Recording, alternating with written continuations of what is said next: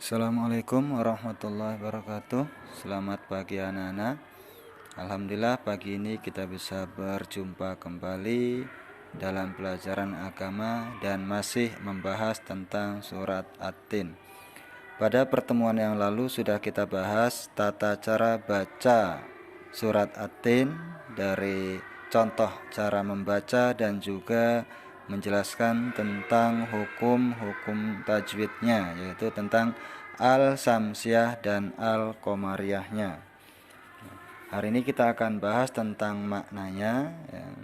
Nah, surat At-Tin itu adalah urutan surat yang ke-95 dari 114 surat yang ada dalam Al-Quran.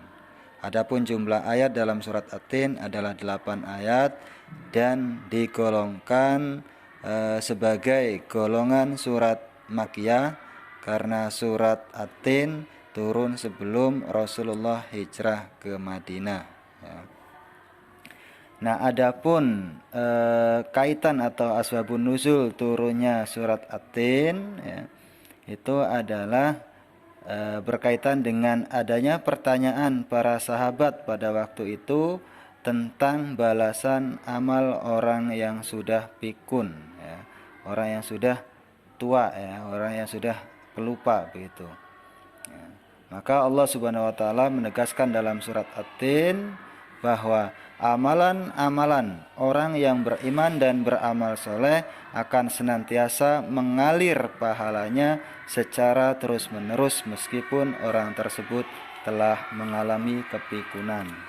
Nah, maka dalam surat At-Tin Allah sampai menggunakan beberapa sumpah, yaitu wattini wazaitun, demi buah tin dan buah zaitun, wa turisinin, dan juga bukit turisin, wa hadzal baladil amin, dan demi kota Mekah yang aman. Jadi ada beberapa sumpah di situ yang diucapkan oleh Allah Subhanahu wa taala, di mana 4 sumpah itu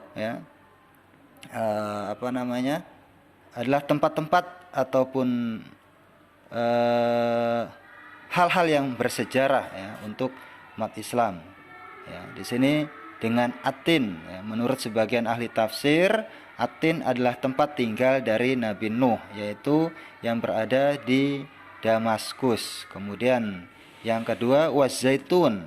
Zaitun itu adalah Baitul Maqdis, yang lokasinya adalah di Yerusalem, Palestina. Kemudian dengan Bukit Sinai, yang kita tahu bahwa Bukit Turisin itu adalah tempat Nabi Musa pertama kali menerima wahyu dari Allah Subhanahu wa taala.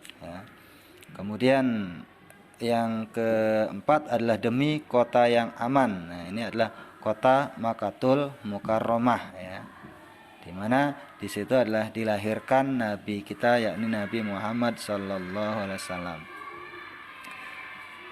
Nah, Allah juga dalam surat At-Tin menjelaskan tentang penciptaan manusia dalam bentuk sebaik-baiknya, bukan hanya dari bentuk fisik saja, melainkan juga kesempurnaan dalam segala potensinya, yaitu akal, nafsu, dan yang lainnya.